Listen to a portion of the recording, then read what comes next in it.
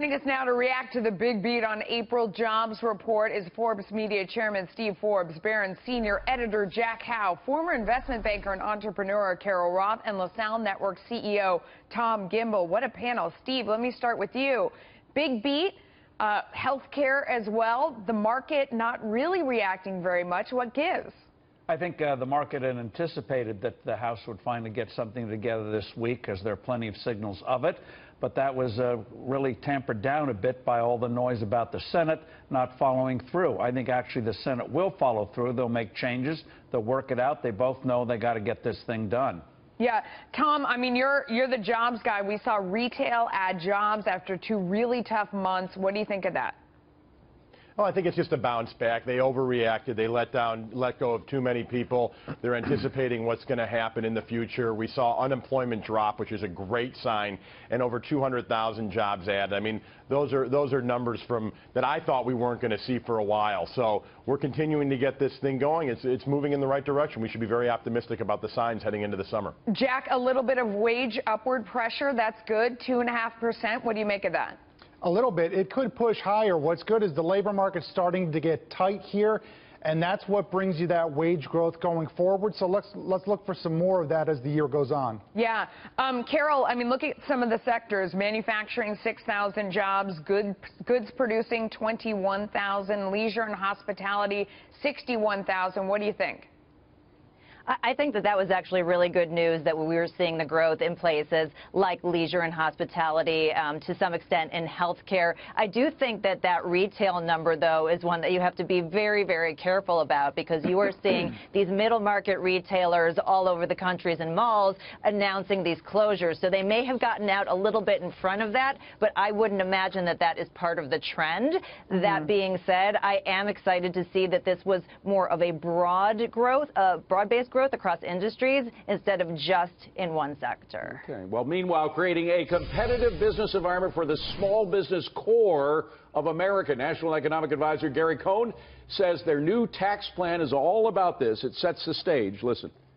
Small businesses drive jobs in America. They pay a hybrid tax in this country, something called the pass-through rate or a partnership rate. So taking on the ambition to deal with both personal taxes and corporate taxes at the same time, we're going to be able to deal with the small business people in the middle who are the drivers of economic growth. Steve, for me, that's what's most appealing about this tax plan. It's leveling the playing field for the small guy. Finally, they have a chance to get a leg up against these guys with a special interest, the big corporations.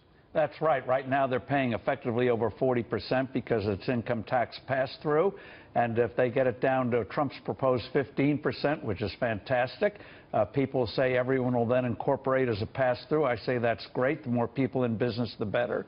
So if they get it down to 15 or 20%, that would be a real boom for the economy. And Jack, this would expand markets. I mean, you have all these new businesses. Eventually, they may become public companies. I mean, this has got to be good for the market as a whole, is it not?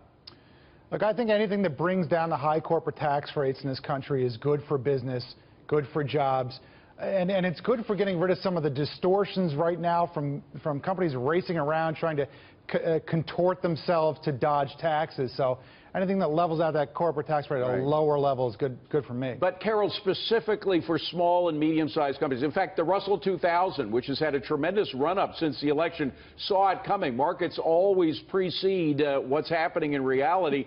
Russell 2000 has been up through the roof since the election.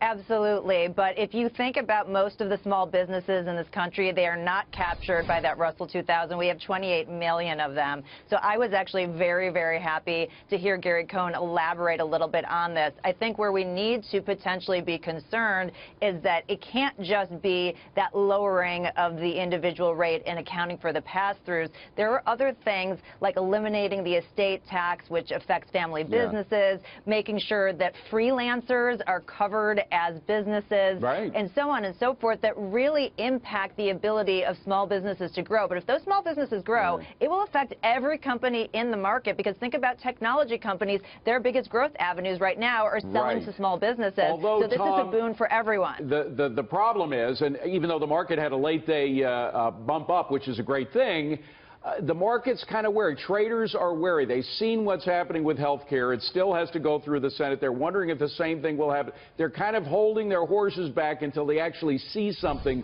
really enacted, right? Absolutely, and what we're going to see, what we need to see is tax reform. Tax reform is going to be what the Affordable Care Act was to Obama. It's got to be his singular focus is to get this tax plan done. What Steve Forbes said from his lips to God's ears. I own an S-Corp company, okay, and I see it. I employ almost 300 people, and it's a pass-through. And I started my company from scratch 19 years ago, and there's numerous companies like that around the country, and it's not fair. It's not fair, and it's time to get something done. It's good to hear Congress doing it. Meanwhile, switching to health care, Steve, what is the first change that you think the Senate will propose on the current bill?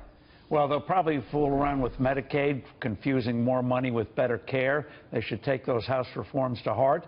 But if they want to make a positive change, Melissa, they should provide better coverage for people, especially from the ages 50 to 64, who make too much to be on Medicaid but are too young to be on Medicare.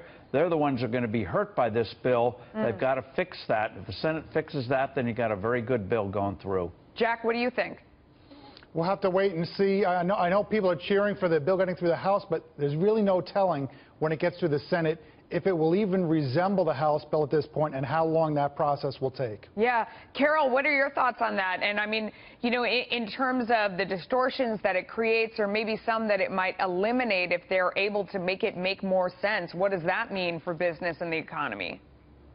Well, I think that it boils down to making sure that everybody has access to coverage, that everybody has affordable access to coverage, and that that coverage equals the ability to get great care. And right now, I don't think that the bill resembles anything like that, and I am not particularly confident that a bunch of senators are going to be able to come up with that as a solution either. So I appreciate the panel's optimism on a Friday, but I perhaps a little bit of the glass is half empty here. Oh, goodness. All right. Thanks, guys.